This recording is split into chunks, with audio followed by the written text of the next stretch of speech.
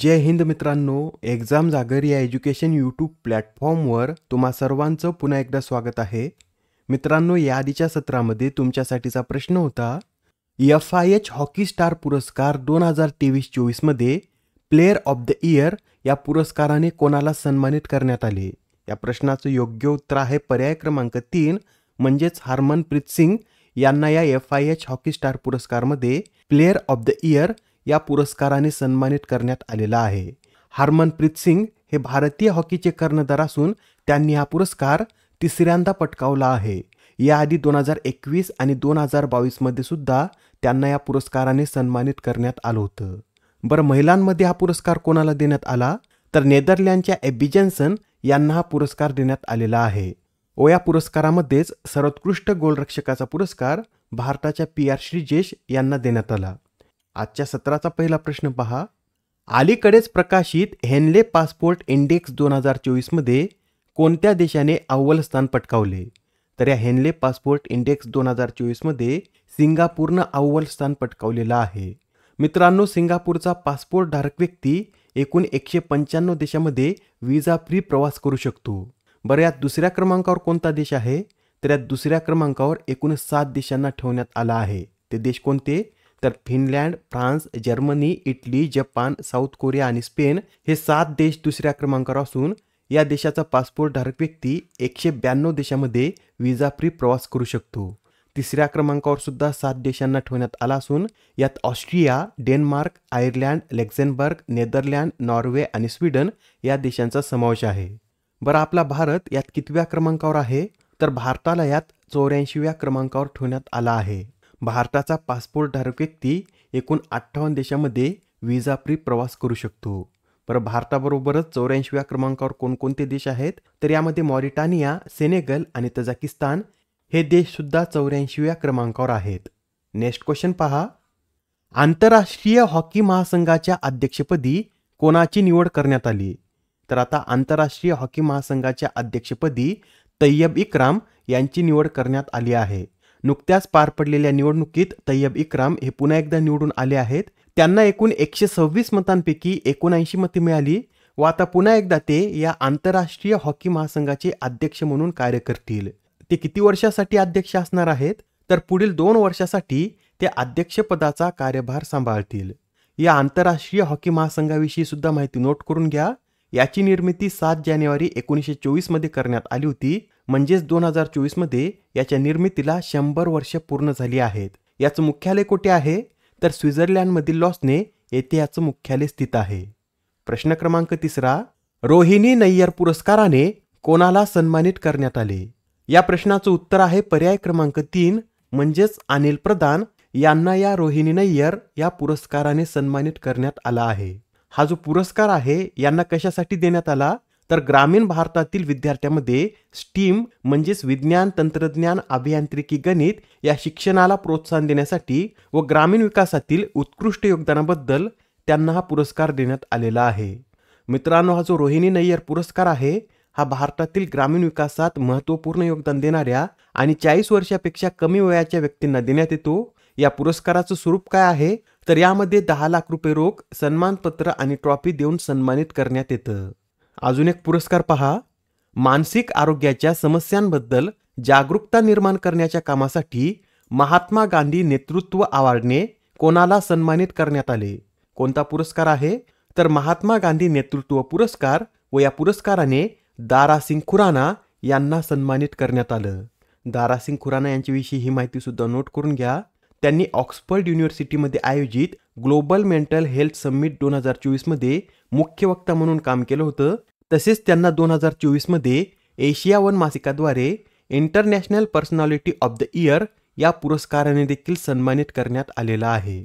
मित्रांनो, याआधी जे काही पुरस्कार देण्यात आले आहेत ते सुद्धा आपण एकदा पाहून घेऊया. तर पहा, युनिचर नॅन्सेन रेफ्युजी या पुरस्काराने रेसिटा मेलेसी यांना सन्मानित करण्यात आलं.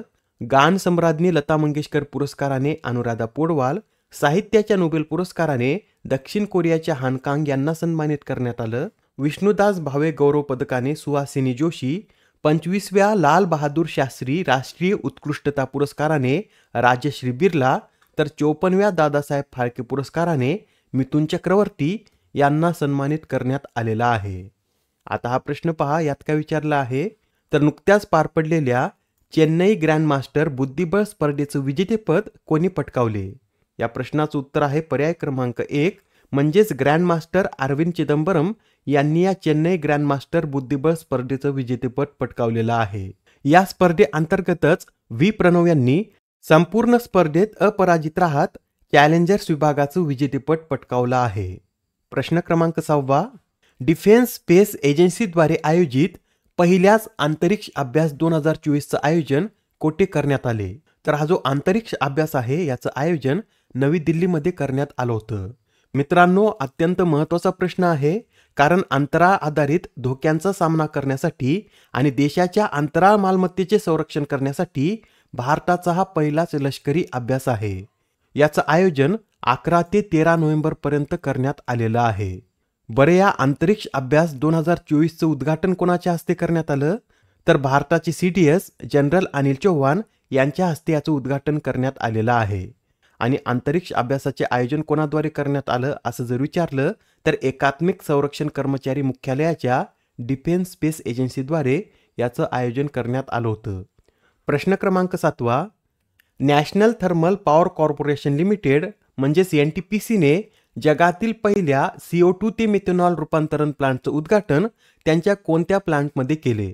तर आता NTPCने जगातील पहिल्या CO2 ते मिथेनॉल रूपांतरण प्लांटचं उद्घाटन आपल्या विंध्याचल प्लांटमध्ये केलेलं आहे. NTPC विषयी नोट करून घ्या. NTPCची स्थापना 7 नोव्हेंबर 1975 मध्ये करण्यात आली व याचं मुख्यालय नवी दिल्ली येथे स्थित आहे. आणि मित्रांनो, हा प्रश्न एक्झाममध्ये सुद्धा विचारला जाऊ शकतो, कारण हा अशा प्रकारचा जगातील पहिला CO2 ते मिथेनॉल रूपांतरण प्लांट आहे. प्रश्न क्रमांक 8 पहा, नीती आयोगाने जल उत्सव नावाचा 15 दिवसांचा एक उपक्रम सुरू केला, तर याचे आयोजन किती राज्यात करण्यात येईल? तर हा जो 15 दिवसाचा जल उत्सव आहे याचं आयोजन 20 राज्यामध्ये करण्यात येणार आहे. 20 राज्यांमधील महत्वाकांक्षी 20 जिल्ह्यामध्ये या कार्यक्रमाचं आयोजन करण्यात येत असून या कार्यक्रमाची सुरुवात 6 नोव्हेंबरला झाली आहे, तर हा कार्यक्रम 24 नोव्हेंबरपर्यंत चालणार आहे. बरं, नीती आयोग कोणाच्या सहकार्याने हा कार्यक्रम राबवत आहे? तर जलशक्ती मंत्रालयाच्या पेयजल आणि स्वच्छता विभागाच्या सहकार्याने नीती आयोग हा कार्यक्रम राबवत आहे. नीती आयोगाविषयी सुद्धा नोट करून घ्या. नीती म्हणजे national institution for transforming India. याची स्थापना 1 जानेवारी 2015 रोजी करण्यात आली होती व याचं मुख्यालय दिल्ली येथे स्थित आहे. आणि याचे अध्यक्ष कोण असतात? तर भारताचे पंतप्रधान हे नीती आयोगाचे अध्यक्ष असतात आणि सध्या नरेंद्र मोदी हे याचे अध्यक्ष म्हणून कार्यरत आहेत. याचे उपाध्यक्ष सुमन के बेरी, तर CEO हे BVR सुब्रमण्यम आहेत. प्रश्न क्रमांक 9 दरवर्षी आंतरराष्ट्रीय विज्ञान आणि शांतता सप्ताह कधी साजरा केला जातो?